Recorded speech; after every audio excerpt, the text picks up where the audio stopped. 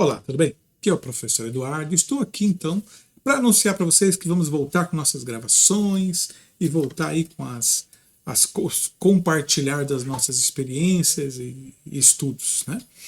E começamos da onde, né? Da provocação de vocês mesmos, alunos, alunas, amigos, mas mais alunos e alunas que nos têm provocado. Na última aula que eu dei, algumas alunas me provocaram. Eu dei aula recentemente Panorama Bíblico, e algumas alunas me provocaram: professor, fala mais sobre a teologia da mulher, quero saber a teologia da mulher, a teologia da mulher.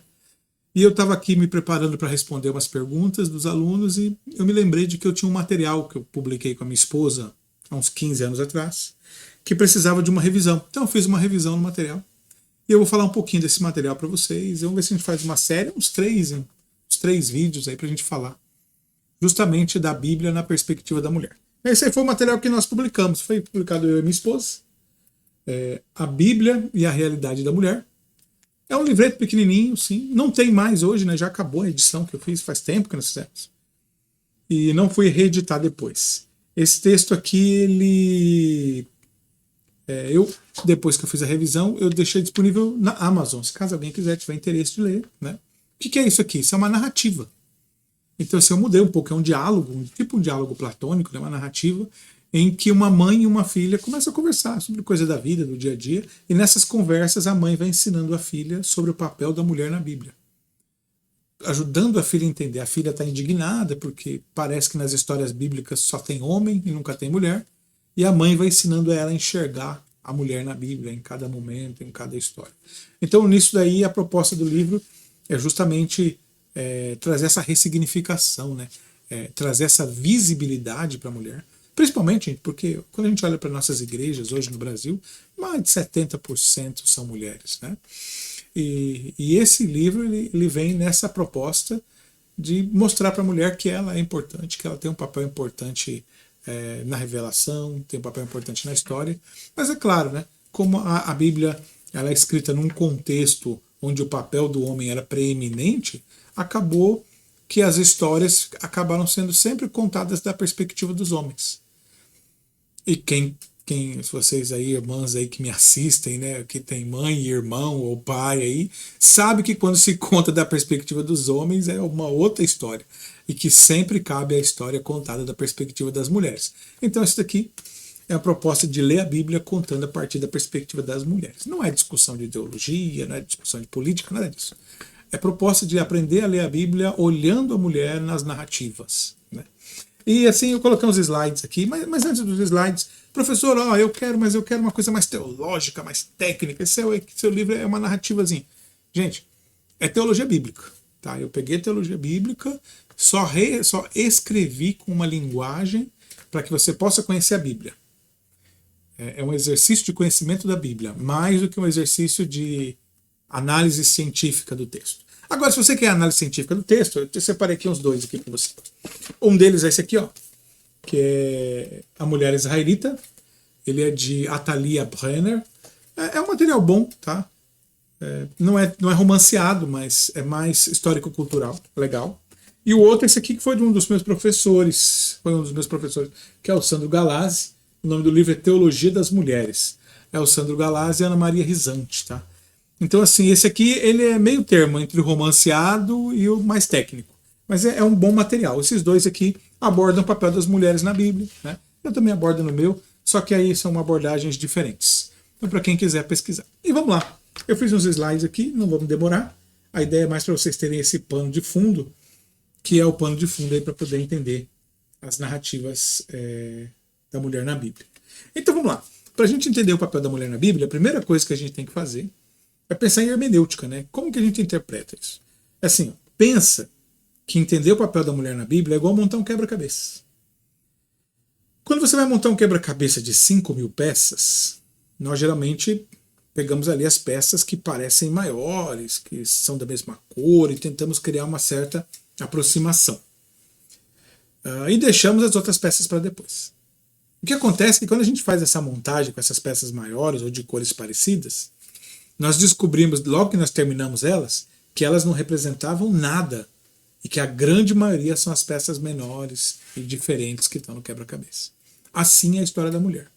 Quando nós interpretamos a Bíblia hoje, nós lemos lá um Êxodo, quando nós lemos qualquer outra história bíblica, geralmente nós vamos ler a história e nós vemos as peças maiores. Nós juntamos as peças maiores do quebra-cabeça e vamos entender o texto a partir dessas peças maiores. Isso é o que geralmente se faz. Mas vamos lá, vou dar um exemplo. Ó, um exemplo para vocês pegarem é a história de Moisés no Êxodo. Quando eu falo para você assim, Êxodo, o que vem na sua cabeça? Moisés. Sempre assim. Moisés se torna a grande personalidade do Êxodo. Mas isso, gente, é olhar o quebra-cabeça encaixando só as peças grandes.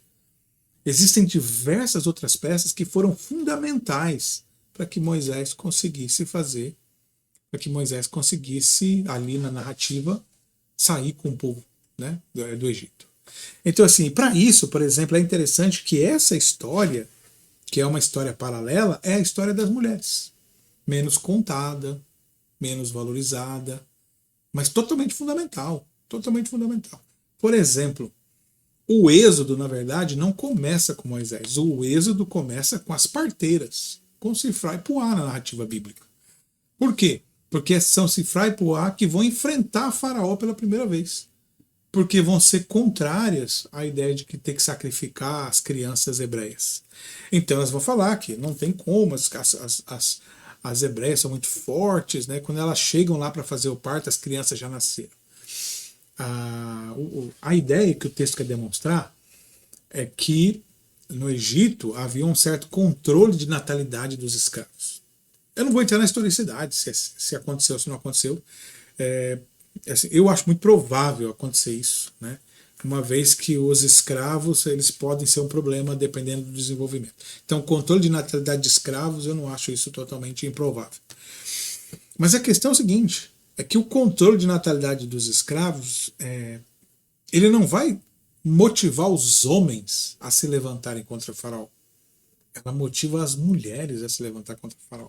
E isso é muito legal, porque você vai vendo, um dos primeiros elementos da teologia das mulheres ali, é que não é uma coisa étnica. Não é uma coisa étnica. Você tem Sifrá e Puá, que provavelmente eram egípcias e não hebreias. Como, professor? Por que eram egípcias? Tem gente que fala que por causa do nome. Eu acho que o que seria mais provável é a forma que ela fala das hebreias na terceira pessoa, como se elas não fossem. E outra coisa, o faraó não ia pedir para uma hebreia sacrificar os filhos das hebreias, né? Então, deviam ser egípcias ou algum outro povo da região. Mas assim, isso aí é mais conjecturas, né? Mas a ideia não é essa. A ideia é que, independente de quem seja, elas vão se levantar e vão ficar do lado das hebreias. Por isso que eu falo que não tem nada a ver com política. Elas veem a vida acima dos valores. Essa é a característica da teologia da mulher. Por outro lado, não são só Sifrá e Puá que começam ali. Elas são só o começo. Na sequência, nós temos Joquebede. O que Joquebede faz? Também enfrenta Faraó. Quando? Quando ela esconde o filho dela. A Joquebede tem um filho e esconde. Você pegar a narrativa bíblica, o Moisés ficou escondido 3 meses, né? Cara, o que é esconder um bebê 3 meses? Já imaginou uma coisa dessa? O Moisés fica escondido lá 3 meses antes dela pegar e colocar ele no cesto. Então a narrativa toda é feita por mulheres. Aí ela pega, coloca o Moisés no cesto, coloca no Nilo e Miriam vai acompanhando de longe para ver onde o cesto vai parar. Você vê, as mulheres estão toda hora ali cercando a narrativa, até que chega na casa da egípcia, ali próximo da egípcia, e a egípcia pega o bebê. E aí, mais uma vez, outra pessoa se levanta contra Faraó, que é a egípcia. Tá vendo? Essa ideia. Então, não é étnico, é o valor da vida. Então, todas as mulheres ali, elas se levantam contra Faraó, demonstrando que o papel da mulher é fundamental nessa narrativa. Nós não costumamos a ler isso. Eu falo assim que o Êxodo é fundamentado no amor de mãe. Se não fosse o amor de mãe, não teria o Êxodo. Então o amor de mãe é compartilhado com as parteiras, o amor de mãe é compartilhado com Joquebede, e o amor de mãe é compartilhado com a filha de Faraó, né? Então isso aí é interessante. Você vai vendo que o papel da mulher está ali. Ela sempre esteve ali no texto. Mas sempre que a gente olha, só vê o Moisés. Então a ideia de aprender a Bíblia na realidade da mulher é conseguir perceber onde está a mulher na narrativa bíblica. Conseguir fazer esse exercício de, ao ler a Bíblia, falar, a mulher está aqui. O papel dela está aqui. E sempre valorizar esse papel da mulher. Sempre ressignificar esse papel da mulher na Bíblia, porque é importante. ele tem sido invisibilizado por causa da forma de ler. Né? Então é isso que a mãe de Nina vai discorrer com a filha e vai falar que não, filha, isso aqui é uma forma de ler, que as pessoas não estão acostumadas a ler e não ver o que está escrito na frente delas. Ou seja, nós estamos programados só para ver o que a gente quer. Legal? Então assim, para a gente fazer mais uma, acho que tem que fazer mais uma ainda, né? Ó, a gente ainda pode ver se eu tenho mais um slide aqui. Aqui, ó. Outra história assim, desse primeiro momento assim, que é muito legal, que é a história de Agar. Agar é uma história fantástica do Antigo Testamento, assim, muito pouco valorizada, muito pouco estudada, ou às vezes estudada só por cima. Mas Agar tem muita coisa fantástica. A primeira coisa que você tem é que Agar é a primeira mulher a quem Deus faz uma promessa. Então não é Sara, não é Sara. A primeira mulher a quem Deus faz a promessa é uma egípcia, não é uma hebreia, é uma escrava egípcia.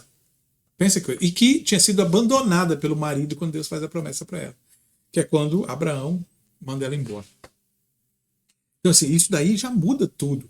E você começa a entender um Deus próximo. Não um Deus próximo porque é judeu ou porque é descendente de Abraão. Em Agar é um Deus próximo porque ela é mãe. Agar, ela tem um momento de profunda dor ali quando ela é abandonada no deserto. Ela chega um momento da narrativa que ela fala no texto que ela coloca o filho dela numa certa distância, em um pouco toção ali de mato, e fica uma certa distância porque ela não quer ver o filho dela morrer de fome, né? E o Deus então vem e se revela para ela e fala com ela e dá cuidado para ela. Mas é justamente nessa hora de abandono, nessa hora de desespero. Tem uma palavra que fala no texto em hebraico que ele é El Roi, né? Ele é aquele que vê, né? Ele é aquele que vê. Aquele que olha para ela e vê a situação dela, olhou para ela e viu a condição dela. Então a Agar é esse papel dessa mulher que tem essa situação às vezes difícil, essa situação de abandono, mas não é porque ela não está numa família, não é porque ela não é judia. Deus vê, independente de quem seja. Então ela traz um anúncio fantástico da palavra que muitas vezes nós não olhamos. Nós só olhamos a narrativa do Abraão. Né? Ela sofreu barbaridade, né? Mas não foi fácil também. Tanto porque desde cara, se você olhar o papel da mulher, já era difícil. Né? Veja que nós não estamos acostumados a pensar assim. Mas ela não era uma mulher como nós pensamos na nossa cultura, 30 anos, 25 anos. Ela era uma adolescente, provavelmente. Tá? Porque ela não tinha filhos ainda. As mulheres no mundo bíblico, a partir dos 13, 14 anos, já começam a ter filhos. Né? Porque após a menarca, a primeira menstruação, a mulher, na cultura, não só lá, tá, no mundo bíblico, até aqui no Brasil mesmo, há um tempo atrás, era assim, antes de 1950, isso aí já era comum. Né? Então, que a mulher está pronta para gerar filhos assim que tem a sua primeira menstruação. Né? E isso era uma coisa assim que para nós hoje é horrível, mas para eles era comum. Então quando você vê que a Agar não tinha filho nenhum ainda, é porque ela era novinha, adolescente, provavelmente, 14, 15, 16 anos. Assim como Maria, mãe de Jesus também. Né? São personagens que eram novinhos. Né? Mesmo Sara não era tão mais velha que ela. Embora Sara poderia ser porque ela não podia ter filhos. Tá? Então, aí você vê que ela então, é tomada como escrava e dada para ter relações com Abraão. Não tira a ideia da cabeça de romance, não tem nada de romance, né? É bem prático mesmo. Ele vai lá, pegou ela, né? E a ideia é que ele precisaria ter um filho, né?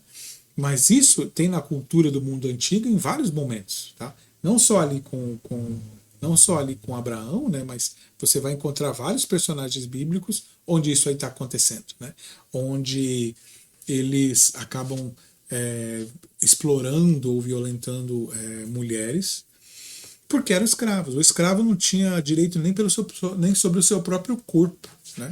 Então isso era um grande problema daquela cultura no mundo antigo. Né? E que aparece na Bíblia. Mas só que Agar, ela está ali como... E isso é legal das narrativas. As narrativas bíblicas, quando você vê narrativa de sofrimento, narrativa de dor, narrativa de crise, geralmente são narrativas de superação. Agar é narrativa de superação. Daquela que foi abandonada, daquela que não... Ela parte do nada, ela é escrava, e de escrava ela é escolhida, depois de escolhida ela é abandonada, e de abandonada ela recebe a promessa de Deus. Então ela é uma mulher que passa por vários momentos de superação. E essa história é legal. Então quando você olhar a Bíblia, sempre vê isso. Por outro lado, Sara, assim, Sara é outra que é complicado nessa narrativa, né? Então não é para olhar assim, um é vilão e outro é mocinho. Isso é forma muito superficial de ler a Bíblia, né? Todo mundo é vilão e mocinho em algum momento, né? Não é só vilão e só mocinho. A Sara, ela simplesmente estava preocupada com o marido, preocupada com a família, porque ela não podia ter filhos, e o sofrimento vem para qualquer um, né? Mas por outro lado, ela também depois vai ter o seu filho e a Bíblia vai valorizar isso. Também vai se tornar história de esperança, assim como Agar se torna uma história de esperança para as mulheres escravas egípcias que foram acolhidas pelo povo hebreu. Sara também se torna mensagem de esperança quando ela tem o filho dela, quando ela tem Isaac. Então lá para frente a narrativa bíblica vai falar dela, que ela se torna então esse modelo, esse padrão daquelas que não tinham. Ela é aquelas que não tinham, que depois Ana vai orar, falando também nas suas orações do cuidado de Deus sobre essas mulheres que não tinham filhos ou não poderiam ter filhos. Então, assim, bem legal. A ideia é sempre olhar a narrativa e valorizar, perceber o papel dessas mulheres, entender o papel dessas mulheres no contexto e entender como esse papel do contexto vai ser importante para a história. No caso de Agar, Agar se torna a grande matriarca depois dos Edomitas, né? Porque aí o filho dela, Ismael, né? E aí todo a tribo de Edom vai ser depois relacionada aos ismaelitas, ela vai ser a grande matriarca dos edomitas, né? Então, assim, isso é que é importante lendo no texto. Algumas narrativas são históricas, algumas narrativas são fundantes, e tem algumas narrativas que trazem sempre esse colorido de esperança, sempre esse colorido aí de transformação, né? Deixa eu ver se tem para dar para mais um. Tem assim, ainda olhando nesse primeiro momento, você tem o papel das mulheres, né? Qual que era o papel das mulheres no mundo antigo, né? O papel das mulheres no mundo antigo era diferente. Então, quando eu falo diferente, eu falo assim, antes das cidades. Antes das cidades, as mulheres, por causa da cultura agrícola, elas faziam de tudo. Elas estavam em casa, elas ajudavam no sustento, elas faziam tudo, era normal. Era muito mais próximo do que é a nossa realidade hoje, né? Mas o que aconteceu? Quando começou a surgir as cidades, e começou a acumulação de recursos, aí começou a dar ruim. Porque na acumulação de recursos, a mulher começou a ser vista como recurso. Como recurso. E vários povos, vários homens ali da época, poderosos, eram tidos por poderosos justamente porque tinham várias mulheres. Foi quando começaram os haréns, né? Mas na história bíblica ela fala de outras mulheres, fala de Débora, de Jael, né? Que são o quê? Mulheres do período dos juízes. Nesse período, que é o período tribal, que eu estava dizendo aqui, a pré-monarquia, pré-reino, né? Você tem que as mulheres eram juízas, né? Débora é juíza. A juíza ali é um líder do povo, é um líder espiritual do povo e político, né? Coordenando o povo, orientando o povo, ensinando o povo. E Jael, embora não entre ali como líder, ela era um líder, ela tinha um papel militar, uma guerreira, né? Em Israel tem várias narrativas de guerreiras, não várias, mas na Bíblia acho que tem umas 2 ou 3 narrativas de guerreira, e Jael é uma dessas, que numa oportunidade acaba então matando um dos líderes do exército que estava oprimindo o povo hebreu. Então, para que isso? Para entender qual era o papel das mulheres antes das cidades. Então, antes das cidades, elas tinham esse papel mais relevante, né? Então você encontra, por exemplo, Raquel, Raquel que era pastora. Nós temos Zípora também, que cuidava das ovelhas de Jétro. Então, nesse ambiente de agrícola, né, esse ambiente de roça, a mulher tinha um papel igual ao do homem. Então as relações eram muito mais igualitárias. É depois, então, quando vão surgir as cidades, que as relações se tornam mais opressoras, né? Nesse período antigo ainda, você encontra algumas mulheres, e já começando a mudar, né, um pouquinho, pré-monarquia, começo da monarquia, você ainda acha mulheres nesse período mais antigo, profetisas.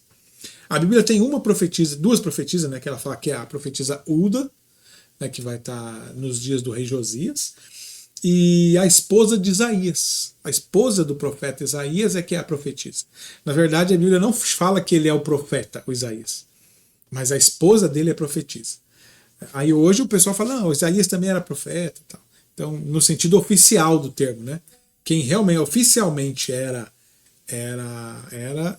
justamente o Isaías, que oficialmente era. Não, desculpa, a esposa dele, que oficialmente era profetisa, ele era profeta no sentido da escrita, mas oficial que trabalhava para o reino, não sei se é o certo, embora algumas narrativas do livro de Reis, né, apresentam Isaías como profeta.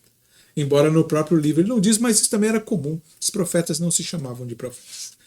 Mas você tinha mulheres que eram profetisas, sacerdotisas, no caso de Ana, você viu? Ana é para você entender como era antes da monarquia. Ana, ela chega no templo, ela intercede, ela ora, ela tem todo um papel que depois da monarquia a mulher não tem mais. É um papel que vai sumindo durante a monarquia e se apaga depois do retorno do templo. Então você tem ali naquelas mulheres, naquele período mais antigo, muito mais proximidade. A Agar, que fala com Deus no deserto ali, sem nenhum problema. Não tem nenhuma ritualidade, nada. Deus e Agar ali é um tete a tete. Né? Você tem aqui a Ana também, que chega ali, chora diante de Deus, ela é recriminada, mas ela está lá diante do templo ainda e pode ir lá diante de Deus e orar. Né? Então é um momento em que a mulher tem esse papel aí, faz essa diferença na cultura. Né? E eu vou ver se eu acho que eu consigo ir até a virada, e aí na virada eu vou parar. Então aqui, ó, na próxima aula que eu falar com vocês, então no próximo vídeo, eu vou ver se amanhã, depois de amanhã, vai ter tempo para gravar, ou na semana que vem, justamente sobre o segundo momento. Quando a mulher que então ela tinha esse papel, que ela era profetisa, ela era juíza, elas eram sacerdotisas, então por exemplo tinha sacerdotisas das outras religiões, sacerdotisas de Azera, várias religiões tinham sacerdotisas, então a mulher tinha um papel religioso super importante, mas vai haver uma perda do sagrado feminino em Israel. Embora no mundo inteiro o papel sagrado da mulher era super importante em várias religiões, mas o que aconteceu em Israel? Que houve uma masculinização do sagrado, e de um momento para o outro as mulheres são retiradas do templo. Então, no próximo vídeo eu vou falar um pouco sobre isso para vocês. Não perca. Nos encontramos lá então. Até mais.